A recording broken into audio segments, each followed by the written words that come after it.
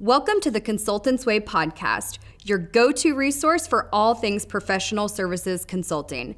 Brought to you by McMann and Ransford, a strategy consulting firm with over 30 years of experience helping B2B organizations achieve sustainable growth, and the Consultants Way, the leading comprehensive consultant development program. Hosted by Dean McMann and Anthony Paluska, we share expert insights, firsthand experiences, and conversations with industry leaders on the topics that interest you most. The views and opinions expressed by guests on this podcast are their own and do not necessarily reflect the views or positions of their employer, company, or affiliated organizations. Welcome back to the Consultants Way podcast. Anthony Paluska, Dean McMann. Dean, how are you today? I'm doing really well today. You know, I live in Houston, and it's getting to be the time of year where we have nice weather. So it's yes. As a matter of fact, I was working outside this morning on the phone, and I snuck in a cigar. Don't tell anybody. I won't. I think you keep that blew to the that up a little bit because a watching. couple of episodes ago you were smoking a cigar while we were recording. So I think you've. You think the cat's out of the bag? I think the cat's out of the bag on that one. If you didn't want people you to try know to live your life in a good, pure way, and these things happen. They find out. I don't know. I think you did that one to yourself. So I don't want to be blamed down the road if somebody. You're blamed for everything else, so it won't matter. That's fine. That's fine. Yeah. So on today we're talking to Brandon Hammer. Brandon is the SVP of Global Services at Seismic, and we go deep with Brandon on AI. Seismic's doing, not surprising given the nature of their business and how they've deployed AI as part of their products and ways that they service their customers. But they are doing some interesting and fascinating things with using AI, and I would say taking it beyond the low-hanging fruit type use case of let's find a lot of our repeatable tasks and try and drive some cost out of our business and free our teams up to be more consultative, which important, but that's the use case that we hear most commonly. Brandon dives into a couple of others that they're actively implementing right now and getting some benefits from that I think are insightful for a lot of the audience. So excited to share that conversation. Dean, anything you'd take away from that conversation? I think also one of the things he does when he talks about this, and you join in and if you want to add something to it, but he's very clear about it, right? He's very systematic about how we're going to go from one stage to another, and very far seeing. Not that things, as he says, not that things don't change every day and every month, but very far seeing for the point of view of how we're going to leverage this over time. And I love that he stands very firm on the ground that consultants are going to have to become true consultants, that the technological activities will very likely dissipate into bots, and we need to, and this is what we want. We want everybody having a great career. We want everybody loving the profession we're in and being great consultants. So it's a fascinating discussion. It's of all of the ones we've done over the years, this is quickly becoming one of my favorites. Yeah. No, we just yesterday released a blog post of a series that we're kind of working on right now. But the theme of that is, right, AI is expanding the value and the role that a single advisor can play for a client. And so because of that, right, and Brandon talks about this, right, it's a lot of the product knowledge and some of the technical expertise and some of those things. We've talked about it on this show lots, but that people have hired for years because it was so important. That kind of stuff can be offloaded to agents, and we can truly empower a single person or a small team or whomever to be the advisor for the client, understand every detail about their business, and then use their knowledge about the client's organization to deploy all of the technical capabilities and expertise that might not need to live in their individual head. So because of that, we're turning a little bit of the industry. Not we, but AI is turning a little bit of the industry on its head a bit. And where technical expertise was so highly valued, it's still really valued, but it is no longer needed to be retained by a single human. And we can be more advisory, more consultative, more all those things that we've been talking about and believe very strongly in. So I encourage some people let's to get to check out. talking to him. Yeah. We'll introduce Brandon here, and we'll get this thing started. So hope everybody enjoys it. Hey, Brandon, welcome to the show. How are you today? I'm doing great, Anthony. Thank you. Yeah. Lucky to have you. Happy to have you. And looking forward to diving in here. Before we do that, though, can you provide the audience with a bit on your role, your background, and some of your experience? We'll have done a little bit of this on the front end, but feel free to go into as much detail as you want. Childhood, sweethearts. Yeah, we didn't touch on that at the We beginning. want to know everything about you. Well, thank you. Well, this is Brandon Hammer, and I serve as the global lead of professional services for the leading SaaS platform for the enablement space, a company named Seismic. We have reach across the majority of the globe with virtually 200 consultants, project managers, support professionals, really focusing on helping drive transformation within the rev tech space. Great. And to frame this conversation maybe a little bit further, can you talk just big picture, right? Categories of type of services that you all are providing. Like, what's the nature of the work your team's doing on a regular basis? Yeah, it's a great question. So, we are a well-established SaaS company. So we have a number of existing customers. We've got nearly 2,000 customers currently within our roster. So, about 2/3 of my business generally is what we would couch as post-onboarding services. So think retained services, staff augmentation, a lot of technical expertise to help drive integrations, automation across various different aspects of our platform. And then, as you can imagine, the most important moment in many customers' journey is that onboarding motion to ensure that we are delivering the value that was sold throughout the sales cycle. In addition to that, we do have a strategic consulting services that we offer to help drive true transformation and building out enablement functions, which is still a relatively nascent space in many companies, depending on the industry. And then finally, do have a premium, what we call our platinum support offering, where we have dedicated technical architects to our high tier clients.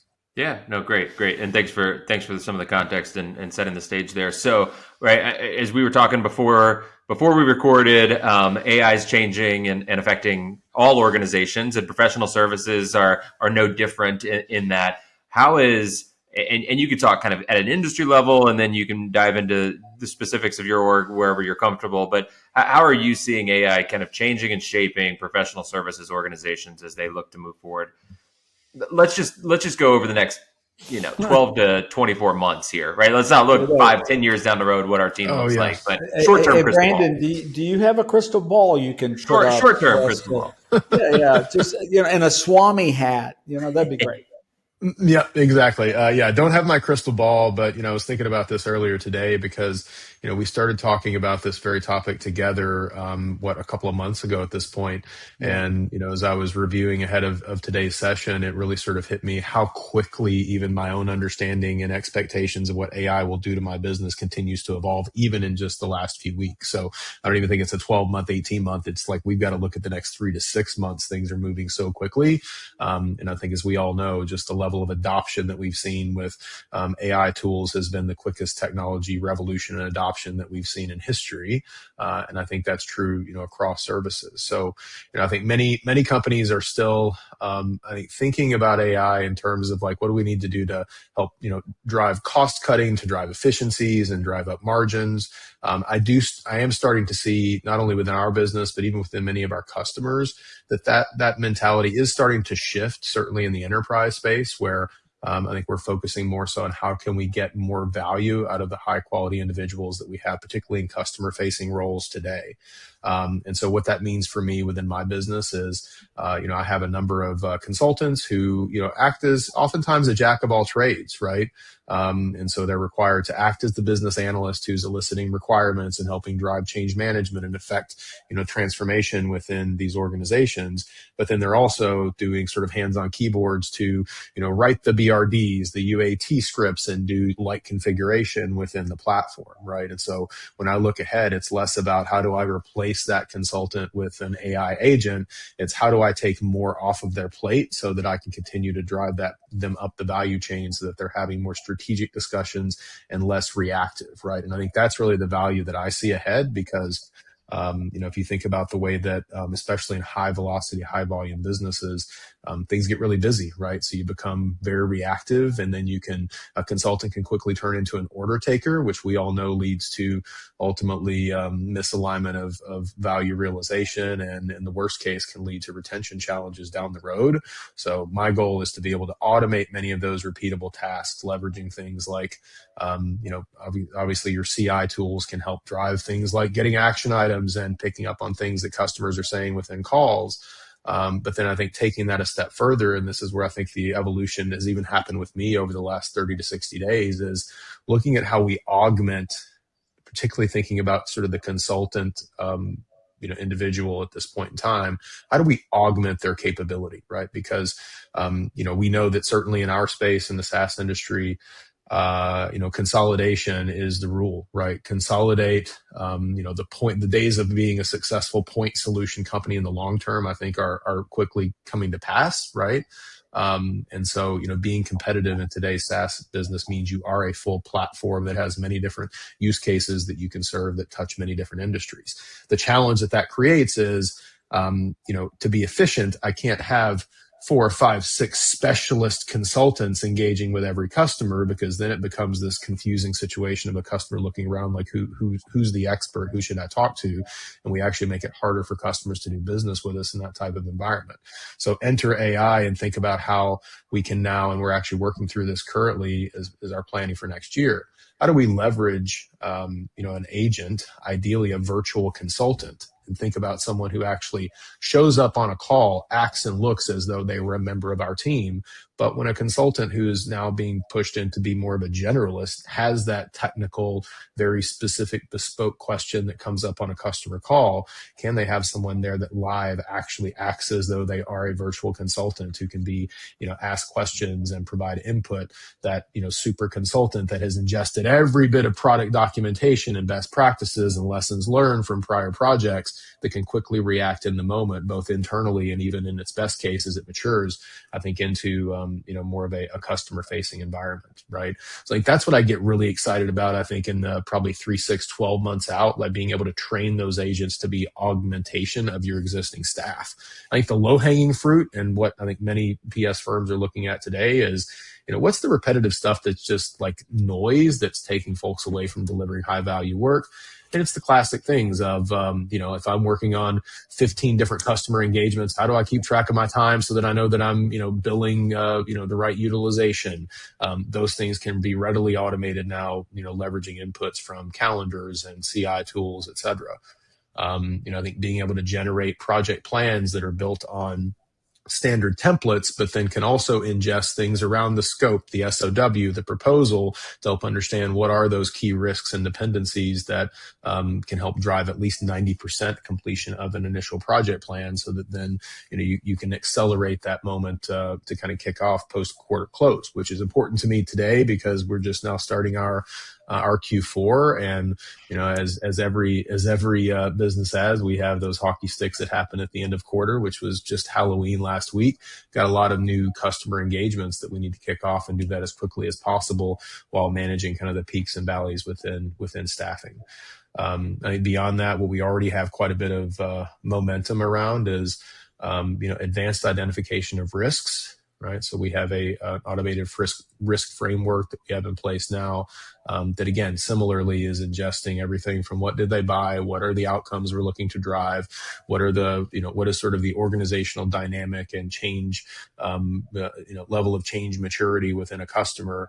And, based on those factors, along with existing integrations, like how do we actually get to a point where we can automate more of that risk identification as a jumping off point with customers. And then it becomes less of a, let me define where the risks lie and come forward with a list of, we believe that these 10 things have a high probability of manifesting themselves as risks and or issues in a project. Prove me wrong, versus it become a reactive sort of, as we know, immediately from risk to issue to escalation, right? So I think it helps get us in a more proactive state.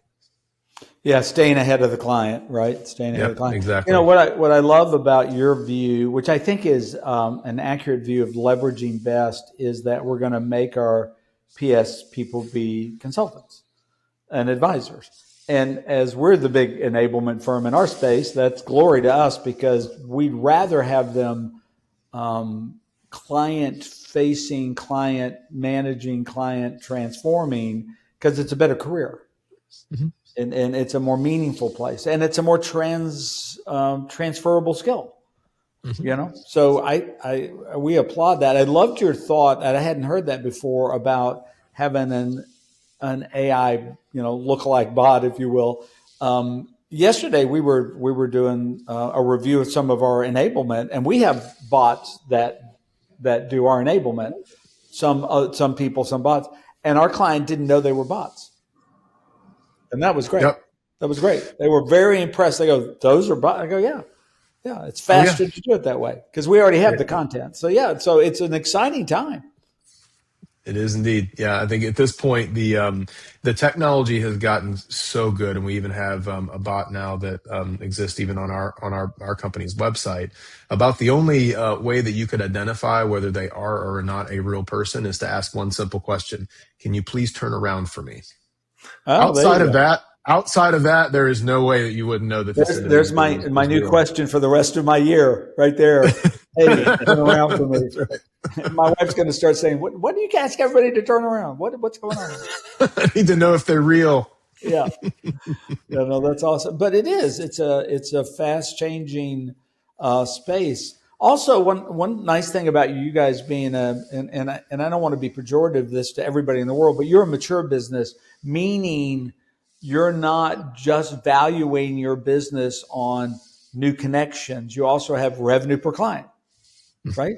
Absolutely. Yeah. And I think that's where also we would like to see the industry mature into, so that you can expand what PS does and have a seat at the table, if you will. Yeah.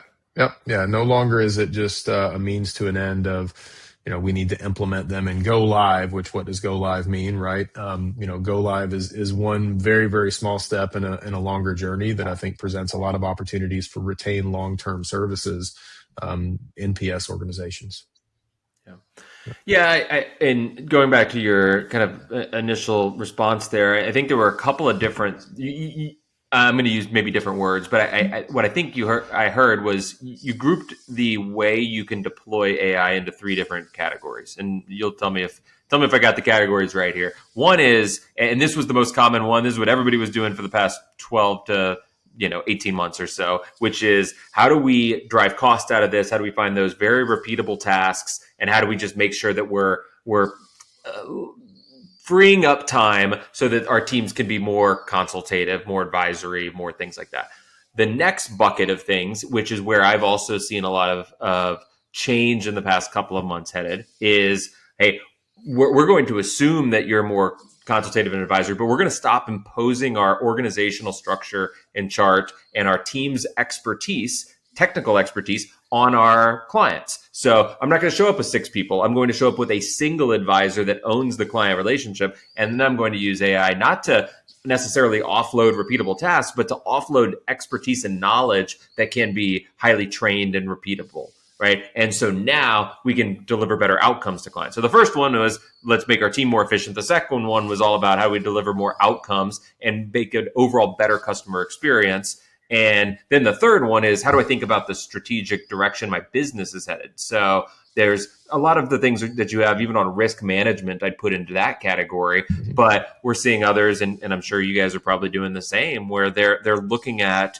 hey, what are some of the indicators that would say that this account has a propensity to buy more services, and what does that look like? And let's run that through all of our account base, and where can we expand, and where, right? So how do we focus? How do we segment? How do we view our scarce resources that are out there commercializing our services or even our product business more strategically? And so it sounds like you're kind of looking at it in similar categories, and you're seeing a similar evolution from, we started here and now we're able to spend a lot more time on my categories number 2 and 3 there. Is that? Absolutely. That's the path. And again, I think we're still, as many are, early in that journey and starting to see some of that proof, some of those proof points surface. But yeah, I think you categorized it perfectly.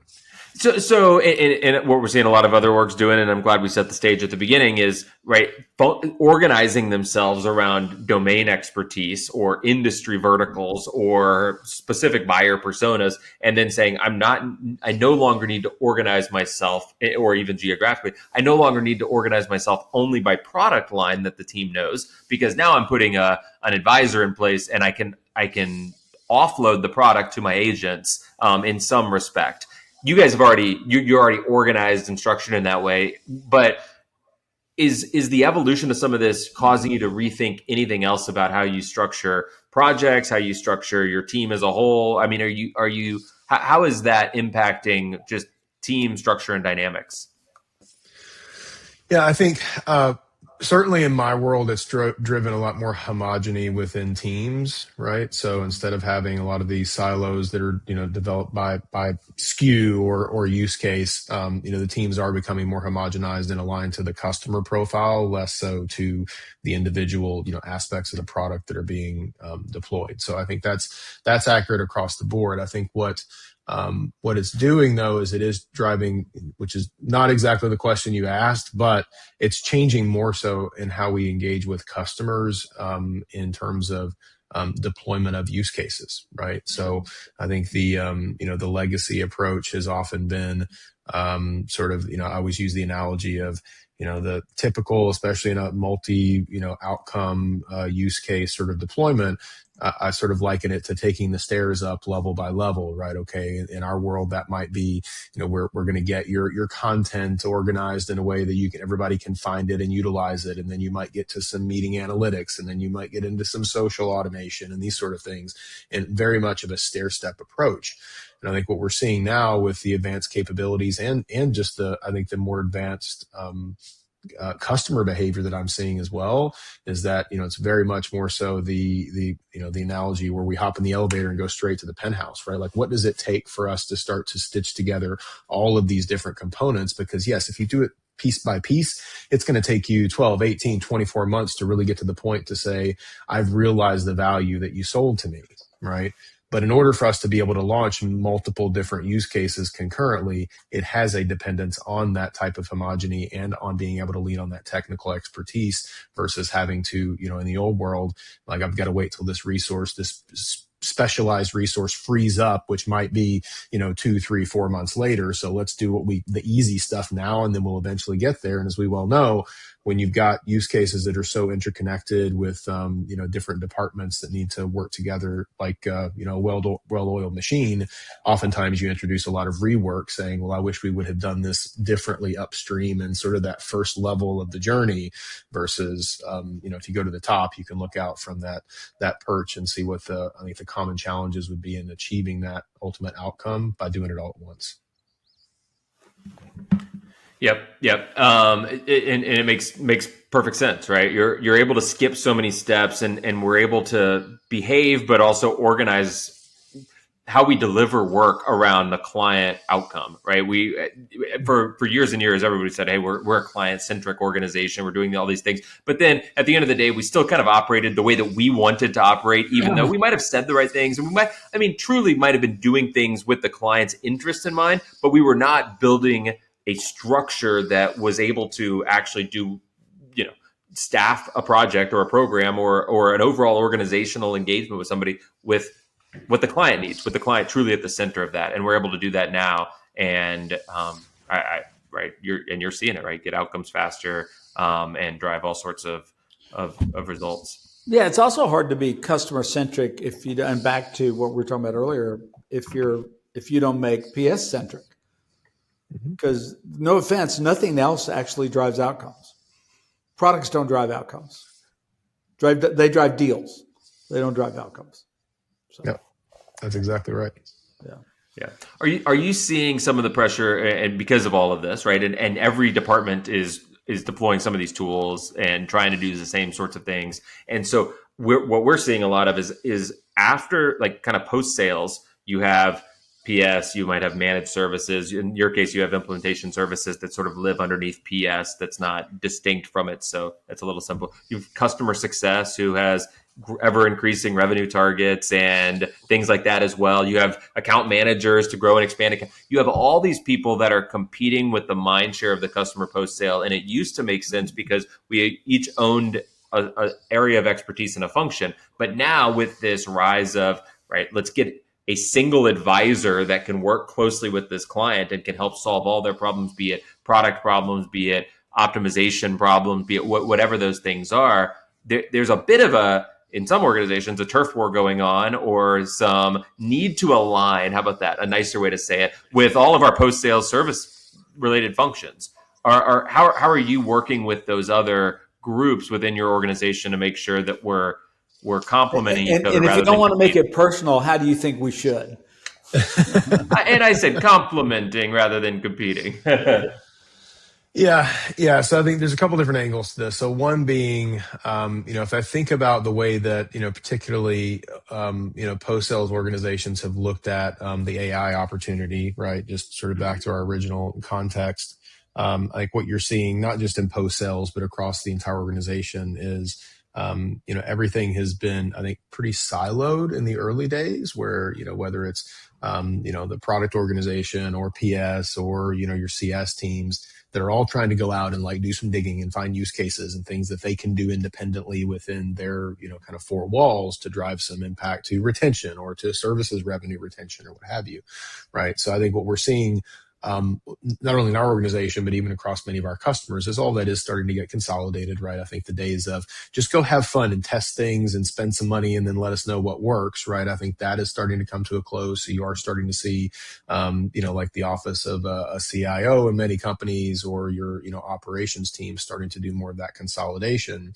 And then what I think that's presenting it specifically, even in our world, is an opportunity to drive more consistency across that post-sales customer journey so that, my counterpart, in customer success, as an example, is on the same path that I am to drive more homogeny and less specialization within their organization. So, I benefit from, I think, having quite a bit of alignment. There's not as much sort of friction as I think I've seen even within, many folks within the industry. And it's also about, having shared, shared business objectives, right? Like, it all comes back to your planning, and we subscribe to measure what matters within our business. So we, have a quarterly and annual OKR process, and the goal there is to ensure that we have, objectives and key results that truly act as the glue to hold, whether it's pre-sales, marketing, post-sales, together with shared accountability toward ultimately, yes, I have a services P&L and a revenue number and retention that I need to hit.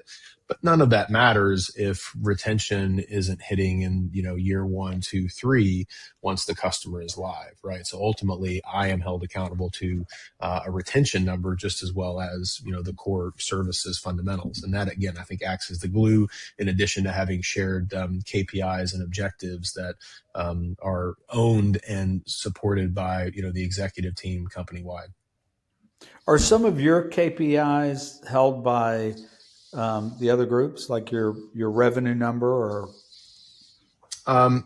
Yes, they are. Yeah, so there is a revenue and a bookings number. So there is alignment, and we have some, there's very much alignment there around, depending on function, it might be attach rates within sales functions or, revenue numbers that, sit within some of the retention teams. But we do have quite a bit of alignment on both sides, just as I have, I'm gold on net new business, right? Because if my team is doing their job well, we should be able to drive absolutely tangible that was my next question. Plans.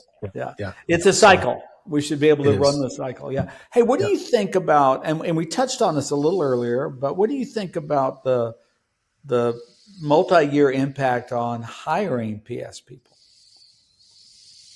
Different types, different number, maybe? I think it shifts, and especially in like a global company, right? You start to think about how do I best prioritize high value and high cost, candidly, resources that sit in, some of those, epicenters in the US, or be it, other high Western Europe, et cetera. So I think it is a different profile of individual, certainly as I'm looking at, the path ahead for us, where in the old world, you would sort of accept many different flavors of consultants, right? And so, yes, you've got the outstanding client-facing, charismatic consultant who's able to win the hearts and minds and, shift the way customers think about their deployment. And then potentially in the same job family, you've got your very technical consultant who is your classic individual who stays off camera, is pretty quiet and reserved, but they're super valuable because they're listening, they're interpreting what's happening, and then they come back with really good ideas, sometimes 2, 3, 4 days later, because that type of individual likes to marinate and connect the dots, right?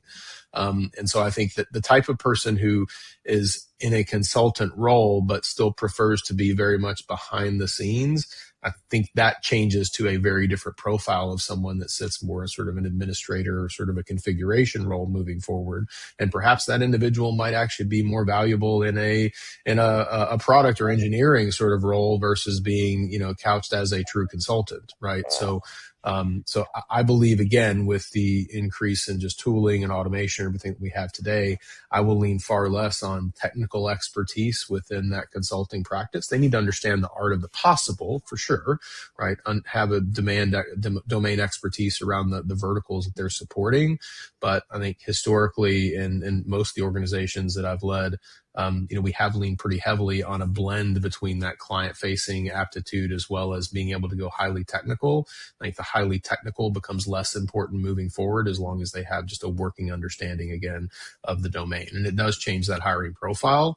But I also believe when you look at, the next, 1, 2, 3, 4 years out, I think it also helps stem a common challenge with consultants, especially in a high volume world where, there's burnout, right? The repetitive nature of some of that work and if you're doing a lot of repetitive hands-on keyboard configuration type of work, like most folks, now there are individuals who love the safety and predictability of that type of work. Don't get me wrong. And I'm grateful that we have many of those incredible individuals within our organization. But I think for those that really crave that, for lack of better terms, that dopamine hit of seeing a customer smile and react in the moment to the suggestions that they're making that helps drive, I think, a different level of outcome realization. I think that's going to stem burnout and help drive longer term careers for those consultants that ultimately start to get into high value enterprise services that expand beyond even one single business unit. Yeah. Yeah.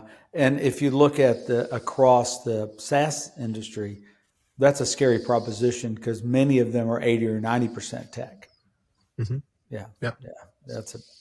That's a big lift. It will be. And yeah. It won't happen overnight. Yeah. And those who do make the transition will win. Yep. Right? Yep. Because yep. it's always been about the customer. Yeah.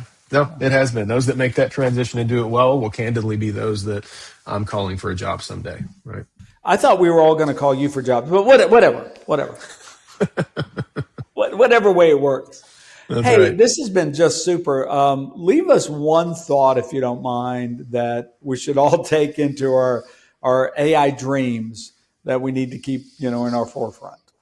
I think for leaders who are watching this today, I think number one is you have to make space within your organization. Most of the best ideas for how you're going to leverage the emerging technologies are not coming from you or even many of your direct reports who are in leadership positions. So I think you need to make sure that you're creating a framework and space for folks on the ground level to be able to produce ideas for things that they see that are, whether it's repetitive or things that are taking too much time or areas where they're getting stuck consistently and could leverage, the power of the technology that's emerging. I think that's a challenge for many, I think consulting and PS organizations that rightfully so must be indexed heavily toward a billable target, right? That's what funds and puts food on the table. But I think if you don't make enough space for that, the continued learning and curriculum that folks need to be able to get their hands around, what's happening with generative AI, with the, agentic capabilities that we have today, I think those folks will be left behind. And I think if you can find that right balance of being able to harvest ideas from the organization with a level of recognition that helps someone use their great idea, pair that with the technical expertise that might exist elsewhere in the organization and help celebrate those wins, we found that to be super effective in helping identify, like I know that I'm not going to solve this. I'm going to help open doors for those that have the great ideas. But again, if we don't create the space, we're focused so purely on the sort of billable utilization targets without having I think the patience to, wait a little bit now so that we can harvest those ideas. You'll end up getting left behind. But I think as long as you're driving space for the enablement, the ideation, innovation, and celebrating those wins, that snowball is just going to continue to grow. And I think, 2 to 3 years out, if we were to just fall asleep for the next 2 years and wake up, I don't think we would recognize some of the business models that will come out of the accelerated change that we're seeing.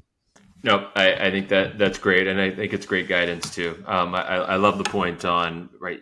We as leaders in this space and our teams are not close enough to the problem to be able to solve it in the most effective way for a lot of these things that AI is going to immediately impact. And without giving the team the freedom and the encouragement and the praise and everything that you just mentioned there to actually go out and discover those, we're going to end up shooting in the dark a little bit, and we're going to get some percentage of effectiveness of what could actually be possible within our organization if we let the teams loose on trying to go out and address these problems. So I think that's great guidance, and I would encourage all leaders to take a very similar approach to that, or else they'll find themselves behind organizations like yours on rolling out and adopting things that are making big impacts there.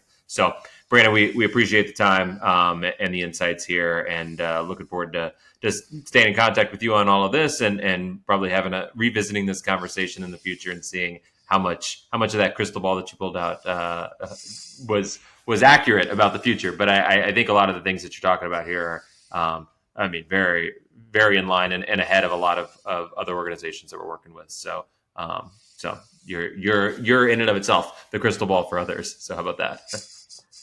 Awesome. Well, thank you for having me. Well, if you enjoyed that conversation with Brandon and would like to hear more like it, you can find us on our YouTube page or your favorite podcast network, Apple, Spotify. While you're there, subscribe, and you'll make sure to get more of these as we push them out weekly. If you want to get in contact with Dean or myself, reach out to us through our respective LinkedIn pages. Is the easiest way to do that. But you can also email the show at podcast@consultantsway.com. Thanks, everybody, and we'll see you next time.